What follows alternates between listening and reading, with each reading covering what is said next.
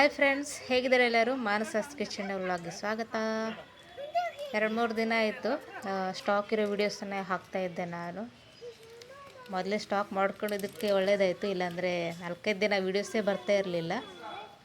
ಇದು ನಂದು actually Bengaluru vlog. ಇದು ಬೆಂಗಳೂರಿಗೆ ಹೋಗಿದ್ದೆ, ಸ್ವಲ್ಪ ಮೆಡಿಕಲ್ ಎಮರ್ಜೆನ್ಸಿ ಇತ್ತು, ಹಾಗಾಗಿ ಅಲ್ಲಿ ನಮ್ಮ ಮನೆಯವ್ರ ತಮ್ಮನ ಮನೆಯಿಂದ ನಾನು ಶೂಟ್ ಮಾಡ್ಕೊಂಡಿದ್ದೀರಲ್ಲ.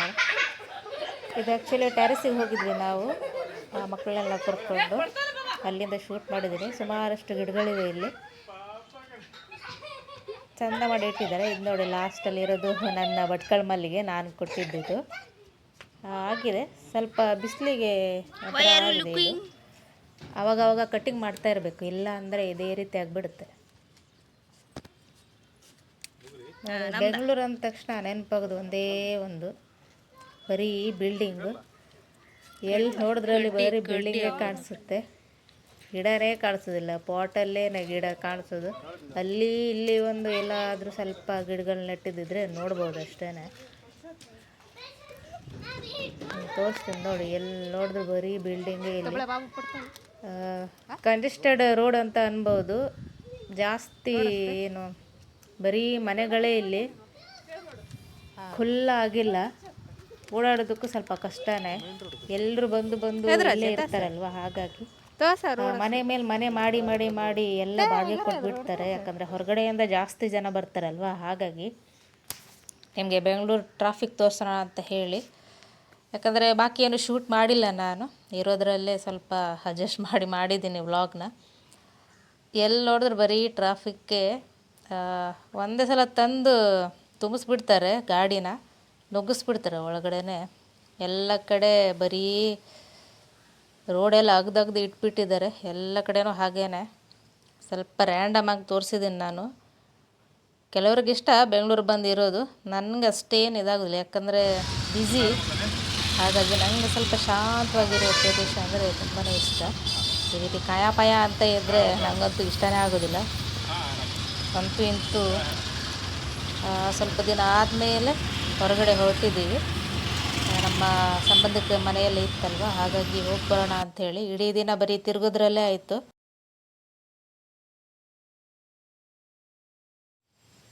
ಫಸ್ಟು ಇವರ ತಂಗಿ ಮನೆಗೆ ಹೋಗಿದ್ವಿ ನಾವು, ಅಲ್ಲಿಂದ ಇವರ ಕಾಕನ ಮನೆಗೆ, ಅಲ್ಲಿಂದ ನನ್ನ ದೊಡ್ಡಪ್ಪನ ಮನೆಗೆ ಹೋಗಿದ್ವಿ. ನೈಟ್ ಅಲ್ಲೇ ಊಟ ಎಲ್ಲ ಮಾಡ್ಕೊಂಡು ಬಂದ್ವಿ ನಾವು. ಅಲ್ಲಿಂದಲೇ ಸ್ವಲ್ಪ ಸುಮಾರಷ್ಟು ಶೂಟ್ ಮಾಡಿದ್ದೀನಿ, ಬೇರೆ ಎಲ್ಲೂ ಶೂಟ್ ಮಾಡಿಲ್ಲ ನಾನು. ಅಲ್ಲಿ ತುಂಬ ಇಷ್ಟ ಆಯ್ತು ಏನಂದರೆ ಸುಮಾರಷ್ಟು ಫ್ರೂಟ್ಸು ಮತ್ತು ಹಣ್ಣಿನ ಗಿಡಗಳು ಇತ್ತು, ಹಾಗಾಗಿ ಎಲ್ಲದನ್ನು ಶೂಟ್ ಮಾಡಿದ್ದೀನಿ. ಮುಂದೆ ತೋರಿಸ್ತೀನಿ ನಾನು ನಿಮಗೆ. ಇಲ್ಲಿ ನೋಡಿ, ಸ್ನೂಕರ್ ಎಲ್ಲ ಇತ್ತು. ಆಮೇಲೆ ಇದಕ್ಕೆ ಏನಂತಾರೆ, ಟೇಬಲ್ ಟೆನ್ನಿಸ್ಸಾ, ಇದೆಲ್ಲ ಇತ್ತು ಇಲ್ಲಿ. ಅದನ್ನೆಲ್ಲ ಸ್ವಲ್ಪ ಆಟ ಆಡ್ತಾಯಿದ್ವಿ ನಾನು. ನನ್ನ ಮಗ ನನಗೆ ರ್ಯಾಕೆಟೇ ಕೊಟ್ಟಿಲ್ಲ, ಹಾಗಾಗಿ ನಾನು ಕೈಯಲ್ಲೇ ಆಟಾಡ್ತಾಯಿದ್ದೀನಿ.